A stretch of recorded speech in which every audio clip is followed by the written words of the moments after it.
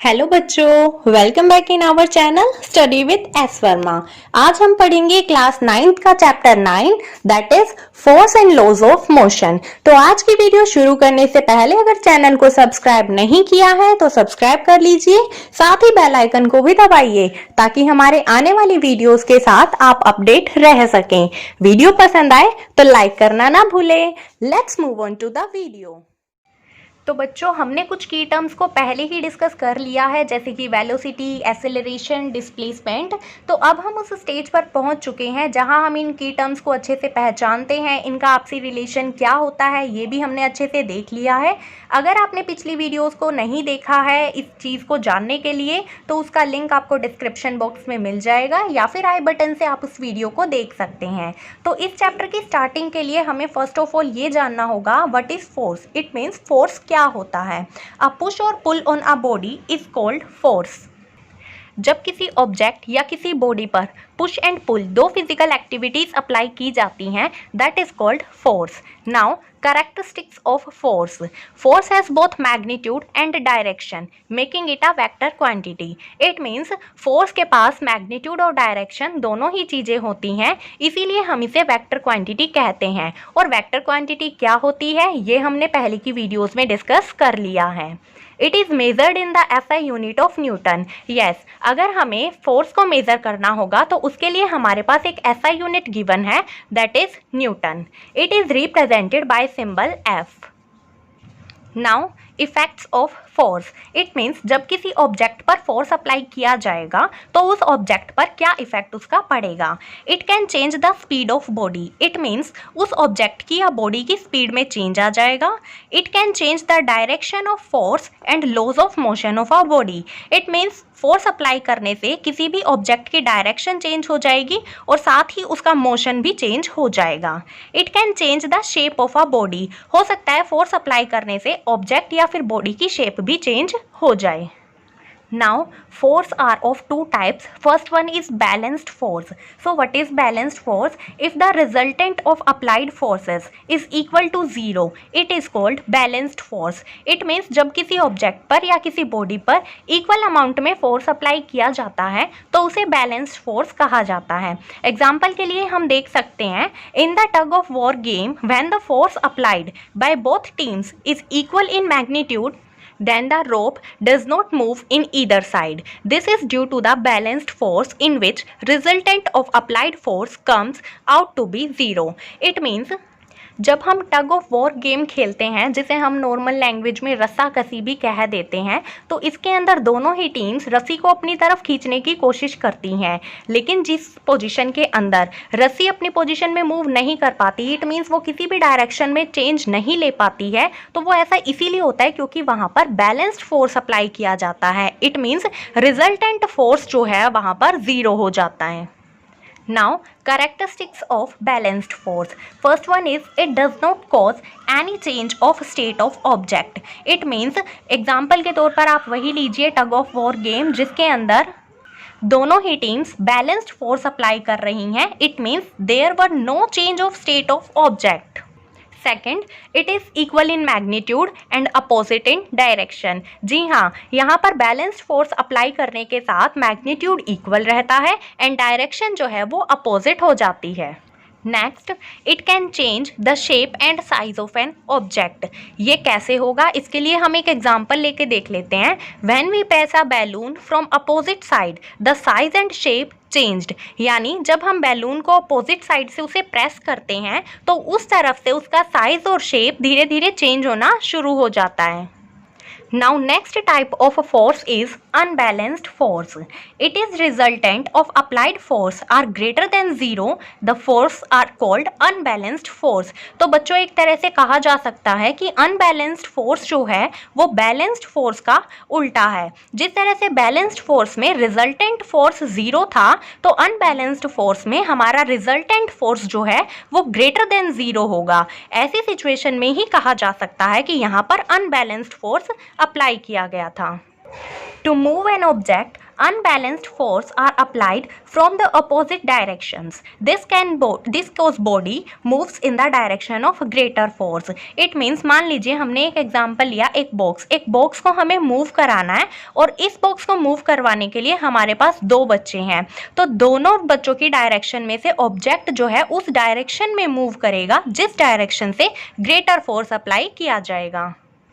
तो बच्चों अगर हम यहाँ पर अनबैलेंस्ड फोर्स की कैरेक्टरिस्टिक्स की बात करें तो जो अभी कैरेक्टरिस्टिक्स हमने बैलेंस्ड फोर्स में पढ़ी थी उनका अपोजिट ही अनबैलेंस्ड फोर्स की कैरेक्टरिस्टिक्स हो जाएंगी। Now we will discuss Newton's law of motion. तो न्यूटन्स लॉ ऑफ मोशन क्या होते हैं, अब हम इन्हें डिस्कस कर लेते हैं। Newton's law of motion are 3 physical laws that together laid the foundation for classical machines. They describe the relationship between a body and the force acting upon it, and its motion is response to these forces.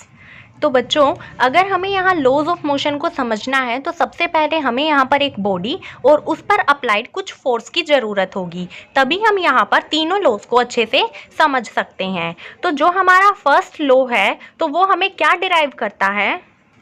The first law defines the force qualitatively, the second law defines the force quantitative, and the third asserts that a single isolated force does not exist. तो ये तीनों forces होते क्या है, क्या होते हैं ये लॉज ऑफ मोशन, इनको हम स्टेप बाय स्टेप डिस्कस कर लेते हैं। First one is first law of motion. In an interior frame of reference, an object either remains at rest or continues to move at a constant velocity unless acted upon by a force. It means Newton का first law हमें बताता है कि एक object rest की position में ही रहेगा और एक ऑब्जेक्ट अगर मूविंग है तो मूविंग की पोजीशन में ही रहेगा, पर कब तक? जब तक उस पर कोई एक्सटर्नल फोर्स ना लगाया जाए। The first law states that if the net force means summation of forces acting on an object is 0, then the velocity of the object is constant. तो इस केस में जब हमारा नेट फोर्स 0 है तो वेलोसिटी हमारी यहाँ पर कांस्टेंट रहेगी। Velocity is a velocity quantity which express both the object speed and the direction of its motion. It means velocity एक ऐसी क्वांटिटी होती है जो एक ऑब्जेक्ट की स्पीड और उसकी डायरेक्शन दोनों ही हमें बताती है। Therefore, the statement that the object's velocity is constant is a statement that both its speed and the direction of its motion are constant. It means अगर हमारी velocity ही constant है तो velocity के साथ साथ हमारी speed और direction of motion भी constant ही होंगे। The first law can be started mathematically when the mass is a non-zero constant. It means first law of motion को mathematically representation से हम कैसे दिखा सकते हैं? That is summation of f equals to 0.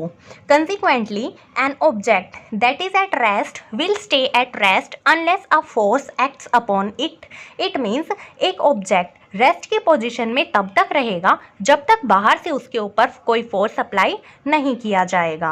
An object that is in motion will not change its velocity unless a force act upon it. It means एक object अपने motion को तब तक चेंज नहीं करेगा जब तक फोर्स अप्लाई करने से उसकी वेलोसिटी में चेंज ना आ जाए। In other words, all objects resist a change in their state of motion. In a qualitative way, the tendency of undisturbed object to stay at rest or to keep moving with the same velocity is called inertia.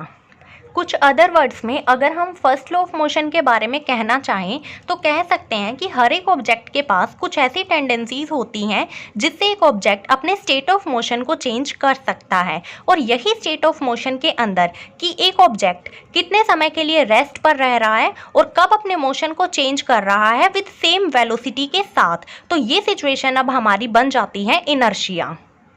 तो अब ये inertia क्या है, इस inertia को समझने के लिए हम कुछ एग्जांपल्स का यूज़ करेंगे।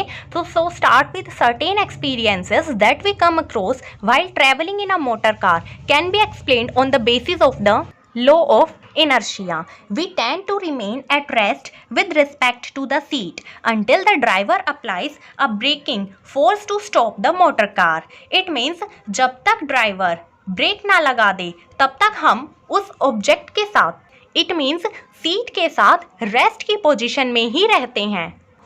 with the application of these brakes, the car slows down, but our body tends to continue in the same state of motion because of inertia. It means जब ब्रेक अप्लाई का process चल रहा था तो इस stage में car की speed तो स्लो हो जाएगी, लेकिन हमारी बॉडी जो है वो अभी भी कंटिन्यूसली मोशन की फॉर्म में बनी रहेगी। और ऐसा क्यों होता है? ऐसा इनर्शिया की वजह से होता है। A sudden application of brakes may cause injury to us by impact or collision with the panels in front. It means अगर इस तरह से सडन ब्रेक अप्लाई किए जाएंगे तो हमें इंजरी, इट मीन्स चोट भी पहुंच सकती है। तो इस केस से बचने के लिए हमें क्या करना चाहिए? Safety belts are want to prevent such accidents. It means ऐसे एक्सीडेंट्स से बचने के लिए हमें सेफ्टी बेल्ट्स पहननी चाहिए। They exert a force on our body to make the forward motion slower. It means seat belt जो है वो हमारी बॉडी पर अप्लाई होने वाले फॉरवर्ड मोशन के इस रेट को स्लो कर देती हैं। An opposite experience is encountered when we are standing in a bus and bus begins to move suddenly. Now we tend to fall backwards, but the rest of our body opposes this motion because of its inertia.